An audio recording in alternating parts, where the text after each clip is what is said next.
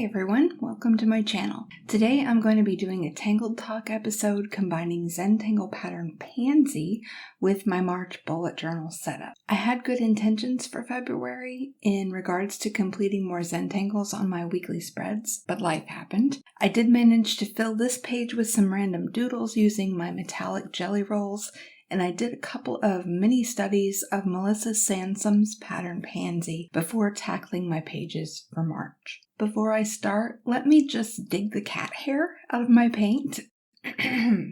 Today's video features some cute sticky notepads, some pretty washi tape, and Awkward Club podcast swag from my friend Bobby. Bobby and I have been internet friends for, like a decade now. Anyway, you should check out her channel and her podcast. Links are in the description. Also in the description, you guessed it, links to the supplies I'll be using today, and there are quite a few because I didn't have the good sense to sort that out before I pressed the record button. And to absolutely no one's surprise, my rose gold metallic watercolor is what I'm going to use to start things off.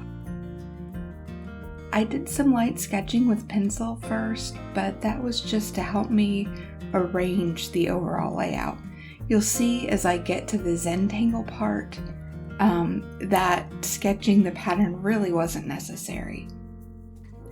So one of the reasons that my February Zentangle videos didn't get made, as I had hoped, is because my husband and I got our first dose of the COVID-19 vaccine. We are both high riskers, so I think the vaccine hit us a little harder than the average person. For me specifically, I know the fatigue hit me like a ton of bricks.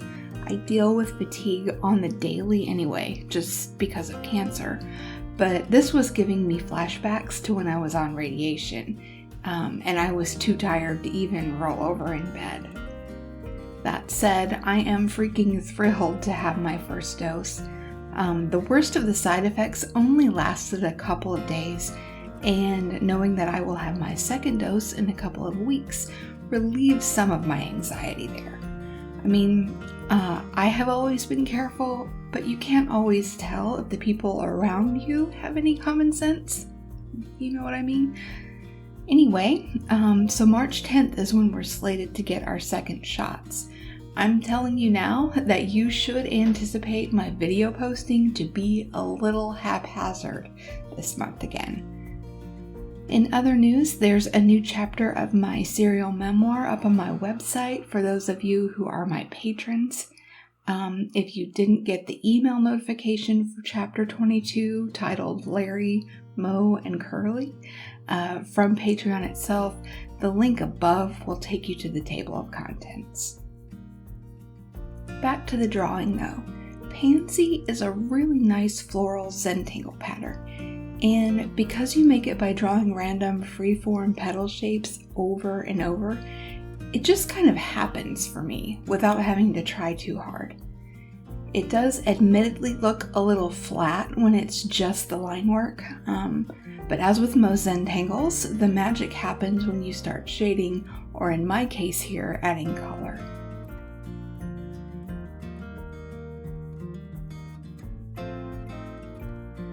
I chose a metallic green jelly roll for the lines of my calendar to give things a spring vibe. I don't know about you all, but I couldn't be more ready for spring to get here, especially after that last cold snap and all the snow.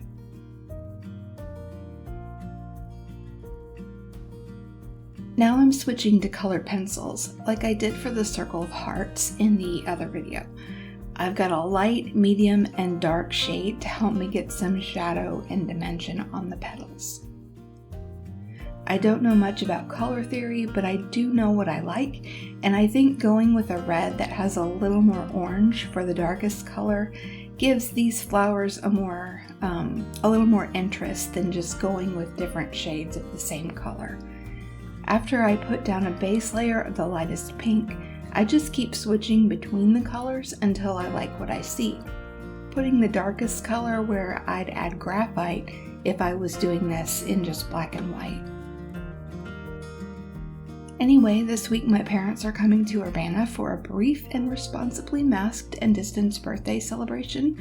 I turned 41 on the 4th, and my mom has promised they're bringing cake. Fun birthday fact for you, my husband is a twin, and his twin brother's wife and I also share a birthday. I don't think she watches these videos, but just in case she stumbles across this one, happy birthday, Roselle. For my birthday gift to myself this year, I enrolled in an online Zentangle class. I imagine I'll display the Zentangle I make during that class on my desk and that it will show up in a future video, so I'm not going to spill all the beans on that just yet. But I first learned of the teacher and this specific class on Instagram, and I am really excited to take part. Oh yeah, I almost forgot. I mentioned it on the blog, but I don't think I've said anything here yet. I applied for a Zentangle scholarship to participate in the upcoming Certified Zentangle Teacher training that's happening in May. Zentangle HQ is going to be doing virtual training again because of the pandemic, and being disabled, I kind of need that option if I'm ever going to do the training. So I feel like it might be now or never, so I applied. I wouldn't even know that Zentangle HQ had scholarships for CZTs if someone hadn't mentioned that to me in the comments of a previous video, so thank you, Marianne, for the heads up. Of course, applying for the scholarship doesn't mean I'll be awarded a scholarship, and that's fine. However it pans out, I'll still be here doing my thing on YouTube.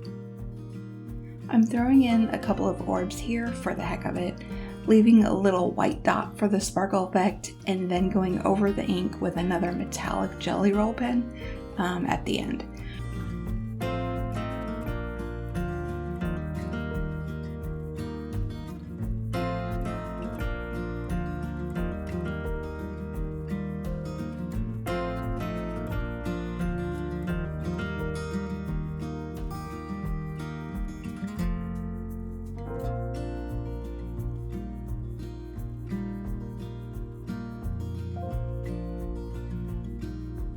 For the green of the leaves, I colored one half with colored pencils and then went back to that green jelly roll I used previously, because I feel like if I use a very specific kind of pen just once, it looks like a mistake, even if I like it.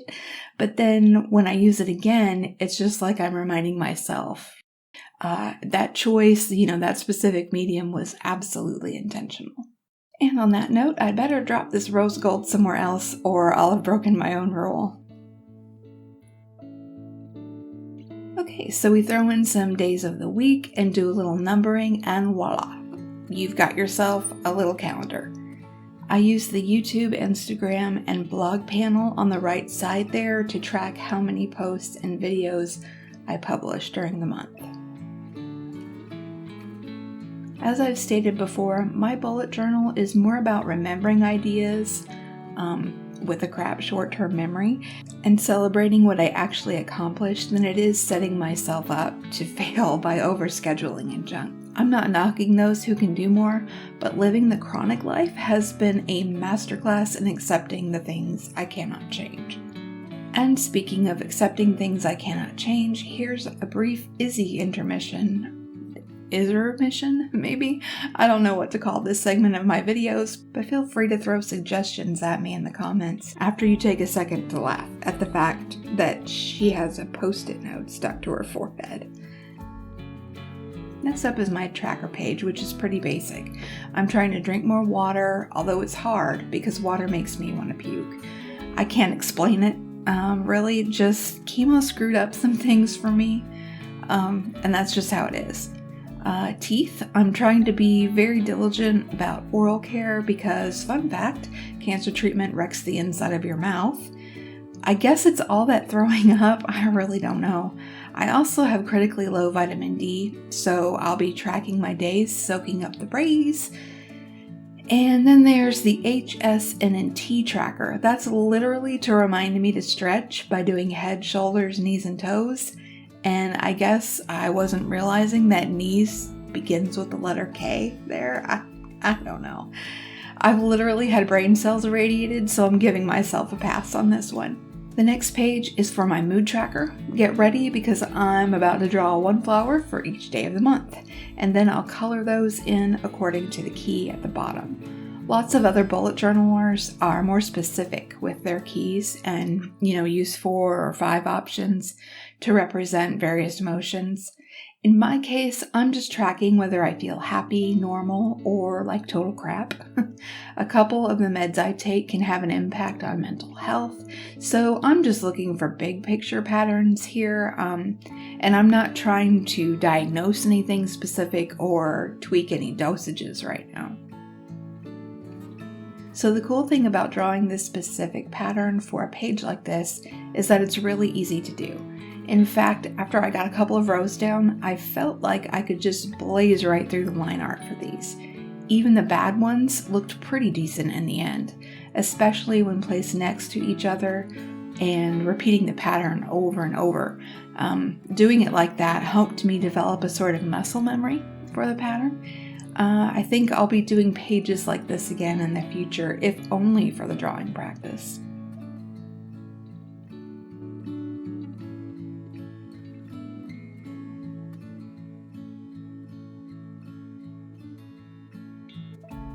There's quite a bit of pink in this March setup again. I surprised myself with that a little bit because I already used similar colors last month, and I'm not really known for my love of pink.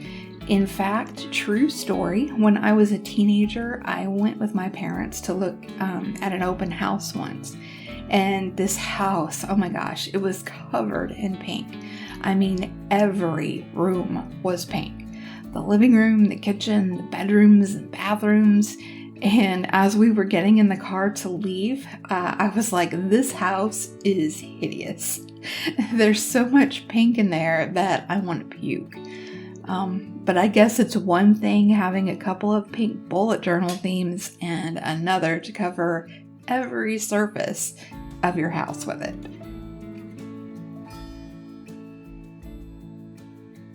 For the last 2 pages in this video, I'm doing weekly spreads. I'll be honest, I was getting really tired here, and Izzy came back to distract me. And in the end, I was just like, washi tape will save me. These weeklies are a lot smaller than the January and February ones, and I've put Saturday and Sunday together in one section on this setup.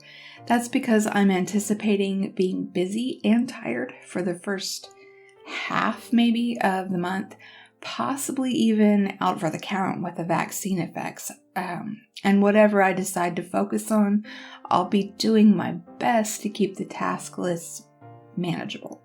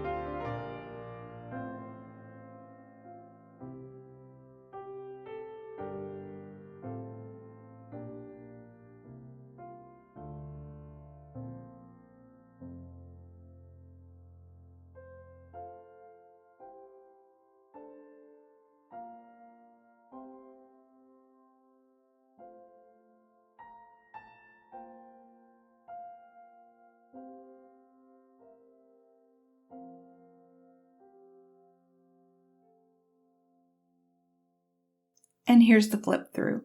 There are many bullet journals and many videos out there, but this one is mine and I'm proud of it. Thanks for coming to my Tangled Talk, and I'll catch you all in the next one.